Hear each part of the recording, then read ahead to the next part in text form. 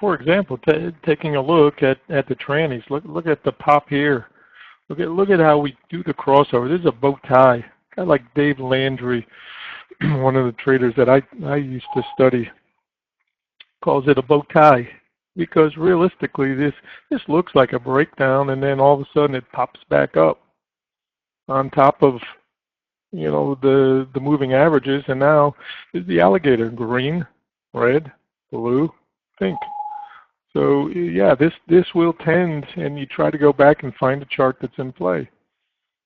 So today's chart, the 15, this was a beautiful example of the blue line coming down close to it, but it's like, you know, somebody's trying to step over a stick. You know, you lower the stick and then it's easier to step over it. But this longer term average will take much longer to, it's much more stable.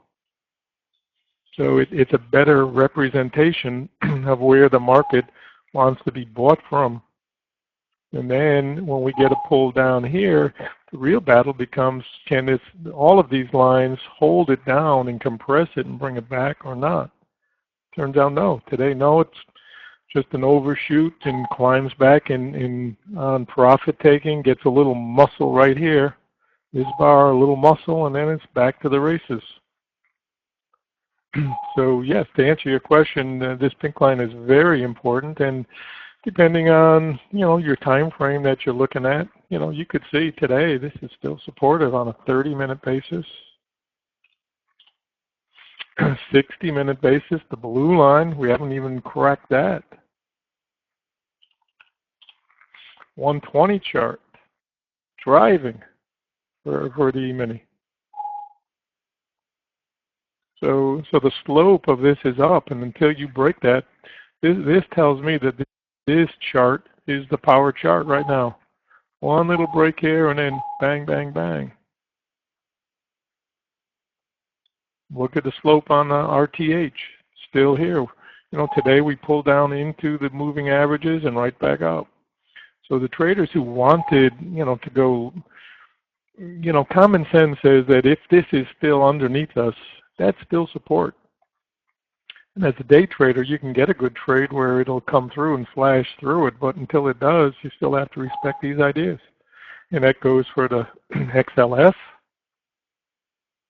It goes for the NASDAQ. Look at the NASDAQ pull down here to the on the 120 chart, and now it's trying to right itself and get back up above these lines. So the edge goes to the bulls. I mean, you know, certainly they've become overconfident, no doubt about that. But, you know, we still want to understand the nature of the beast. This was a minor break in here and then gets right back above it, and here we go. So this is just a little shakeout on a 5, and that's the fast chart. For the Globex chart, 10-minute chart looks good. Look how good the 10 is. And then this one bar right here changes the complexion, right here. At lunchtime, traders who said, okay, we're going to come back and revisit and come down this way, they said, whoops, going the other way. That happens a lot. So I said, at lunchtime, be conservative. So this 92 area is support still broken. And why? Because I like this chart. You know, momentum is up. This is a momentum trade, low volume. So yeah, Eric, the 120. Why do I like the 120? Because I can see that it's a big boy chart. I can see just, you know, it's evidence. If it's above the blue line, that's the rule. You know, the tapes we've got out there that, you know, that show that alligator above the blue line, it's running. Below it, it's coming down. You know, we're going to see before the year's over, we're going to see the opposite of this. It doesn't always just go up, up, up.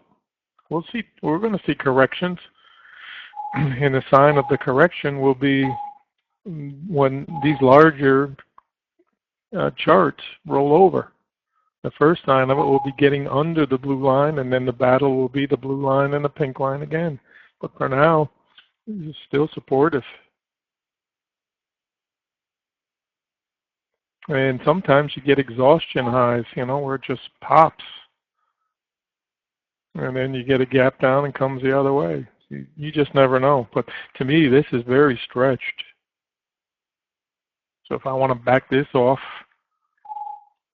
see a chart closer and in play, I'm going to back it off and say, all right, so what other chart can I look at since that is so, egregious?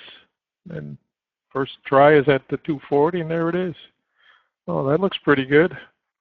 So these are the charts. They'll work for any of these things. This will work for any of these vehicles. And then do the math too.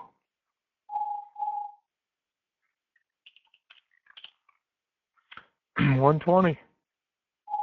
So, depending on the charts you want to use and if you trade these things.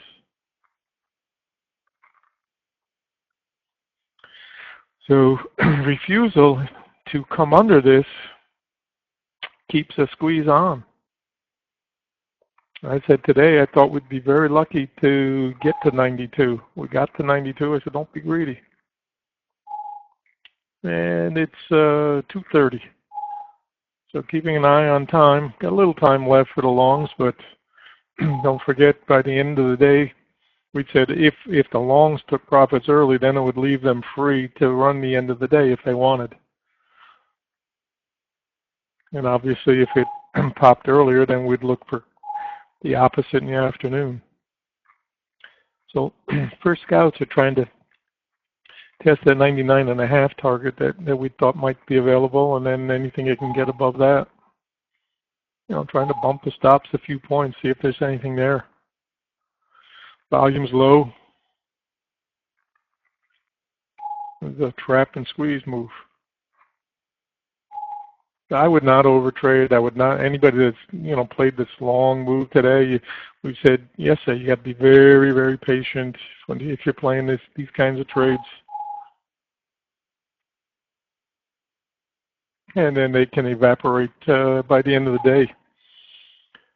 So most traders, if you play this, 92, 91 area, take something here, get the small reaction, and it's still, trying to squeeze long side. That's why we label that trap and squeeze, because we felt that this was going to try to, break the high and see if there's any stops there.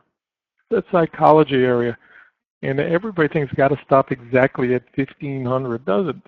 You go the other side of it and still come back. So first target today, long side, 99.5, and then if we can get the 1502 area, possible. And higher. You can squeeze any high once you get the breakout.